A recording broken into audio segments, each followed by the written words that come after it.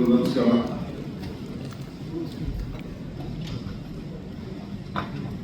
ಉಪಮುಖ್ಯಮಂತ್ರಿಗಳಂತ ರಮೇಶ್ ಅವರೇ, ಸ್ವಾಮಿಗಳಿವೆ, ಈಶ್ವರ ಶೆಟ್ಟಿ ಅವರೇ, ಕಾದರವರೇ, ಎಲ್ಲ ಮಾಧ್ಯಮ ಸ್ನೇಹಿತರು, ಇವತ್ತಿಂದ ನಮ್ಮ ಕೆಲಸ ಪ್ರಾರಂಭವನ್ನು ಮಾಡ್ತೇವೆ.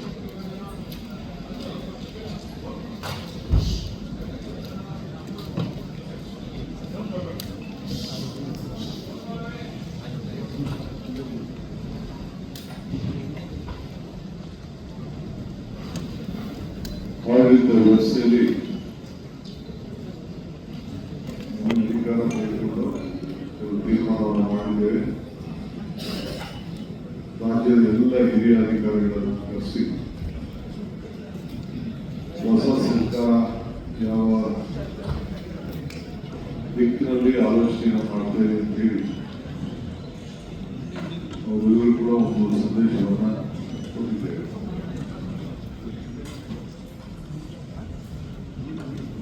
ಮೊದಲನೇ ದಿನ ನಾವು ಅವರಿಂದ ಏನು ನಿರೀಕ್ಷೆ ಮಾಡಿದ್ದೇವೆ,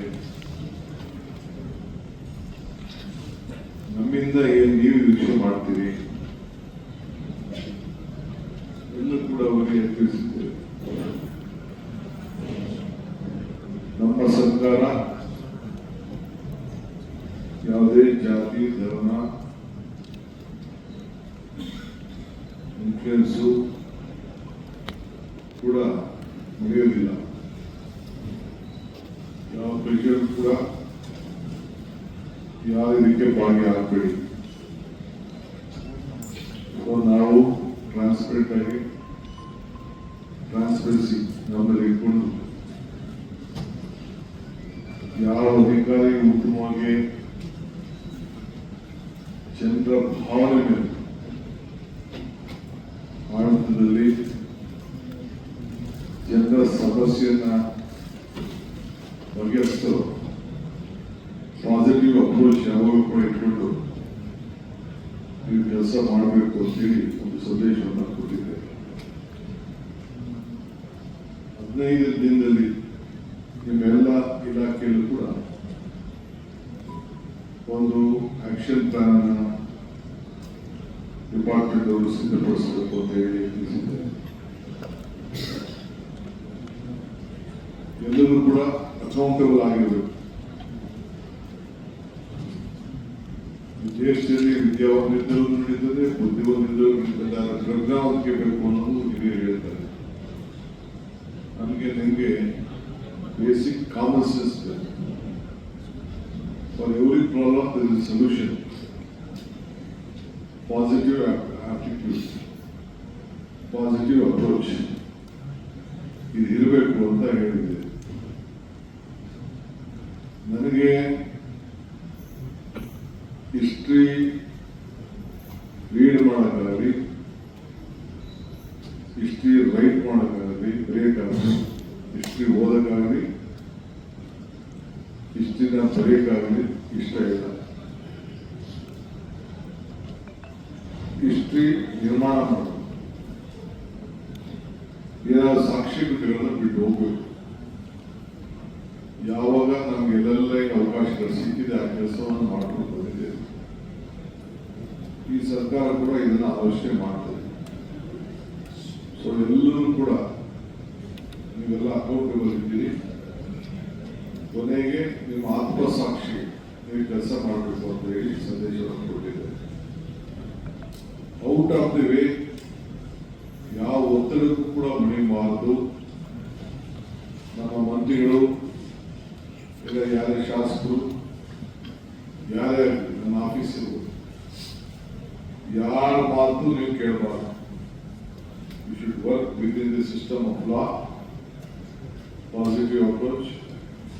wear there is problem, find out a solution within the system.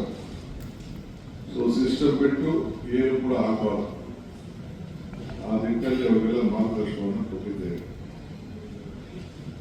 ಪ್ರತಿ ಜಿಲ್ಲಾ ಸೆಕ್ರೆಟರಿ ಕಂಪಲ್ಸರಿ ಹೋಗಿ ನೀವು ಡಿಸ್ಟಿಕ್ ಹೋಗಿ ಸುಮ್ಮನೆ ಲೆಕ್ಕಕ್ಕೆ ಬರೋದಲ್ಲ.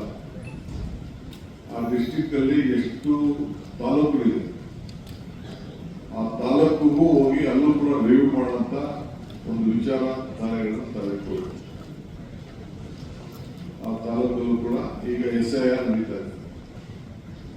ಹೀಗಾಗಿ ಈ ರಾಜ್ಯದಲ್ಲಿರುವಂತಹ ಮತದಾರರ ಹಕ್ಕನ್ನ ಯಾರು ಕೂಡ ಕಳ್ಕೋಬಾರದು. SIR ಎನ್ರೋಲ್ ಮಾಡ್ಕೊಳ್ಳಿಲ್ಲ ಅಂದ್ರೆ ಅವ್ರಿಗೆ ಎಲ್ಲ ತರದ ಬೆನಿಫಿಟ್ ಕೂಡ ಕಳ್ಕೊಳ್ತಾರೆ. ಪಾಪ ಅವ್ರಿಗೆ ಓಟ್ ಇದೆ, ಏನೋ ಇದೆ, ಯಾರ ಮ್ಯಾಪಿಂಗ್ ಆಗಿದೆ ಅಂತ ಹೇಳಿದ್ರು, ಇವೆಲ್ಲ ಕೂಡ ತಪ್ಪದಾರಿಗಳಿರ್ತಾರೆ. ಯಾರು ಮತದಾರರ ಇಟ್ಕೊಂಡಿದ್ದಾರೆ, including the chief minister, including the deputy CM, ಅವರ ಏನು PLAಗಳು ಒಂದು ಎನ್ಯುಮರೇಷನ್ ಫಾರ್ಮ್ ಕೊಡ್ತಾರೆ. ಆ ಫಾರಂ ಅನ್ನ ಕಂಪಲ್ಸರಿ ಎಂಟ್ರಿ ಮಾಡಿ ಸಿಗ್ನೇಚರ್ ಮಾಡಿ ಅವ್ರದ್ದೇನು ಗುರ್ತನ್ನ ಇಟ್ಟು ಅವರು ವಾಪಸ್ಸು ಕೊಡಬೇಕು. ಇಲ್ಲ ಅಂದ್ರೆ ಈ ಲೂಸಸ್ ಇಸ್ ವೋಟಿಂಗ್ ರೈಟ್. ಇದನ್ನ ಎಲ್ಲ ಮತದಾರರಿಗೆ ನೀವು ಜಾಗೃತಿ ಮೂಡುವಂತ ಕೆಲಸ ಮಾಡಬೇಕು. ನೀವು ಇದಕ್ಕೆ ಏನೇನು ಬೇಕೋ ಸಿದ್ಧತೆಗಳನ್ನ ಮಾಡ್ಕೊಳ್ಬೇಕು ಅಂತೇಳಿ ನಾನು ಹೇಳಿದ್ದೇನೆ. ಸೊ ಆಲ್ ಪೊಲಿಟಿಕಲ್ ಪಾರ್ಟೀಸ್ ಅವರು ಯಾವ ರೀತಿ ಅವ್ರಿಗೆ ಅವಕಾಶಗಳಿದೆ ಅವರು ಕೂಡ ಅದಕ್ಕೆಲ್ಲ ಬೇಕಾದ್ರೆ ಅವರ ಜನರಿಗೆ ಸಹಾಯ ಮಾಡುವಂತ ಕೆಲಸ ಮತದಾರರ ಹಕ್ಕನ್ನು ಉಳಿಸ್ಕೊಳ್ಳಿಕ್ಕೆ ಮಾಡಿ.